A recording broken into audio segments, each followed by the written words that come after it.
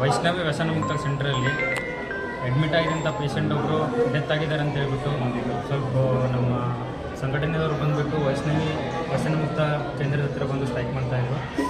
ಆಮೇಲೆ ನಾವಿಲ್ಲಿ ಬಂದು ವಿಚಾರಿಸಲಾಗಿ ಇಲ್ಲಿ ಏನು ಇಲ್ಲಿ ಇನ್ ಪೇಷಂಟ್ಸ್ ಇದ್ರಲ್ಲ, ಇನ್ ಪೇಷಂಟ್ಸನ್ನು ನಾವೆಲ್ಲವನ್ನೆಲ್ಲ ನೋಡಿದಾಗ ಇಲ್ಲಿ ಒಳಗಡೆ ಸುಮಾರು ಒಂದು 50ರಿಂದ 60 ಜನ ಇನ್ ಪೇಷಂಟ್ಸ್ ಇದ್ದಾರೆ. ಸೊ ನಾವು ಮೊದಲನೇದಾಗಿ ನಮ್ಮ DHO ಮತ್ತು THO ಅವ್ರನ್ನ ಸೇರಿಸ್ಕೊಂಡು ನಮ್ಮ ಮೆಡಿಕಲ್ ಟೀಮ್ದು, ಆಮೇಲೆ ನಾವು ಪೊಲೀಸರು, ಆಮೇಲೆ ನಮ್ಮ ತಾಲೂಕು ಈ ಒಂದು ಏನು ವ್ಯಸನ ಮುಕ್ತ ಸೆಂಟ್ರಿಗೆ ಪರ್ಮಿಷನ್ ಇದೆಯಲ್ಲ ಅಂತ ಹೇಳ್ಬಿಟ್ಟು ಅದನ್ನು ಮೊದಲು ಚೆಕ್ ಮಾಡ್ತೀವಿ. ಪರ್ಮಿಷನ್ ಇಲ್ಲಾರದೆ ಇವ್ರು ಏನಾದರೂ ರನ್ ಮಾಡ್ತಿದ್ರೆ ನಾವು ಕಾನೂನು ಪ್ರಕಾರ ಕೈಗೊಳ್ಳೋಕ್ಕಾಗುತ್ತೆ ಅದನ್ನು ಕೈಗೊಳ್ತೇವೆ. ಈಗ ಸದ್ಯ ಏನು ಇನ್ ಪೇಷಂಟ್ಸ್ ಇದ್ದಾರಲ್ಲ ಅವ್ರಿಗೆ ಮೊದಲನೇದಾಗಿ ಮೆಡಿಕಲ್ ಚೆಕಪ್ ಮಾಡಿಸ್ತೀವಿ.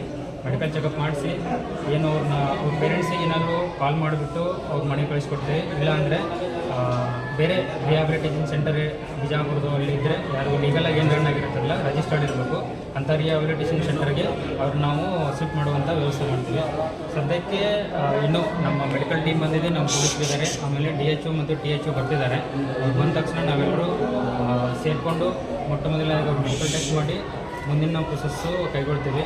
ಆಮೇಲೆ ಇವಾಗಲೇ ಒಂದು ನಿನ್ನೆ ಏನು ಇಲ್ಲಿ ಅಡ್ಮಿಟ್ ಆಗಿದ್ದಂಥ ಪೇಷಂಟ್ ಏನು ಡೆತ್ ಆಗಿದೆಯಲ್ಲ, ಸೊ ಅದರದ್ದು ಈಗ ಆಲ್ರೆಡಿ FIR ಆಗ್ತಿದೆ.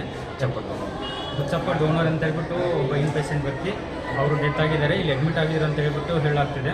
ಸೊ ಅವ್ರದ್ದು FIR ಆದ ತಕ್ಷಣ ನಾವು ಪೋಸ್ಟ್ ಮಾರ್ಟಮಲ್ಲಿ ಏನು ರಿಪೋರ್ಟ್ ಬರುತ್ತಲ್ಲ ಅದನ್ನು ನೋಡಿಕೊಂಡು ಕಾನೂನು ಪ್ರಕಾರ ಪೊಲೀಸರು ಕ್ರಮ ಕೈಗೊಳ್ತಾರೆ. ಇವರು ಯಾರೂ ಇಲ್ಲ, ಇಲ್ಲಿರೋರು ಜಸ್ಟ್ ಒಂದು 2-3 ಜನ ಹಾಸ್ತಿದ್ದಾರೆ ಒಳಗಡೆ, ಮತ್ತು ಅವ್ರ ಜೊತೆ ಪೇಷಂಟ್ಸ್ ಇದ್ದಾರೆ ಅಷ್ಟೇ. ಸೊ ಈಗ ಇದನ್ನು ಯಾರು ಮ್ಯಾನೇಜ್ಮೆಂಟ್ದವರು ರನ್ ಮಾಡ್ತಿದ್ದಾರಲ್ಲ ಅವ್ರನ್ನ ನಾವು ಫಸ್ಟಿಗೆ ಪತ್ತೆ ಹಚ್ಚಿಬಿಟ್ಟು ನಂತರ ಇದನ್ನೇನು ಬಿಲ್ಡಿಂಗ್ ಸೀಸ್ ಮಾಡೋಕ್ಕಾದ್ರೆ ಸೀಸ್ ಮಾಡಲೇಬೇಕಾಗುತ್ತೆ. ಅನ್ನೋ ಥರ ರನ್ ಮಾಡೋಕ್ಕಾಗಿದ್ರೆ ಇದನ್ನು ಕಂಟಿನ್ಯೂ ಮಾಡೋಕ್ಕಾಗಲ್ಲ. ಸೊ ಸೀಸ್ ಮಾಡಿಬಿಟ್ಟು ಆಮೇಲೆ ಪೇಷಂಟ್ಸನ್ನು ರಿಹ್ಯಾಬಿಲಿಟೇಷನ್ ಸೆಂಟರ್ಗೆ ಅಥವಾ ಅವ್ರ ಪೇರೆಂಟ್ಸ್ ಹತ್ರ ಅವ್ರನ್ನ ಕಳಿಸ್ಕೊಡ್ತಾರೆ. ಸರ್ ಇಲ್ಲಿ ಯಾರು ನೋಡ್ಕೋತಾ ಇದ್ರು ಅಂದರೆ ಡಾಕ್ಟರ್ ಹೆಸರುಗಳು ನೋಡ್ಕೊಳ್ಳೋಂಥ ಇದ್ದಂಥವ್ರು ಯಾರು ಇಲ್ಲ? ಇನ್ನೂ ಅದ್ರ ಬಗ್ಗೆ ಮಾಹಿತಿ ಇಲ್ಲ. ವೈಷ್ಣವಿ ರಿಹ್ಯಾಬಿಲಿಟೇಷನ್ ಸೆಂಟರ್ ಅಂತ ಇದೆ.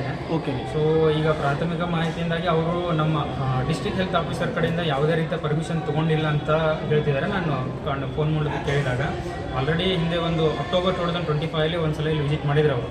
ನಮ್ಮ THO ಮತ್ತು ಪೊಲೀಸರೆಲ್ಲ ವಿಸಿಟ್ ಮಾಡಿದಾಗ ಅವಾಗಲೇ ಅವರು ಇದು ಮಾಡಿರಲಿಲ್ಲ, ಅವಾಗೇ ಅವರು ನೋಟಿಸ್ ಕೊಟ್ಟು ಸೈಕಿಯಾಟ್ರಿಸ್ಟ್ ಎಲ್ಲ ಇರಬೇಕಂತ ಹೇಳಿದರು. ಬಟ್ ಅವರು ಕಂಪ್ಲೈ ಆಗಿಲ್ಲ ಇದು. ಸೊ ಹಂಗಾಗ್ಬಿಟ್ಟು ಈಗ ನೋಡೋಣ ಕಾನೂನು ಪ್ರಕಾರ ಏನು ಕೈಗೊಳ್ತೀವಿ ನಾವು ಕೈಗೊಳ್ತೀವಿ.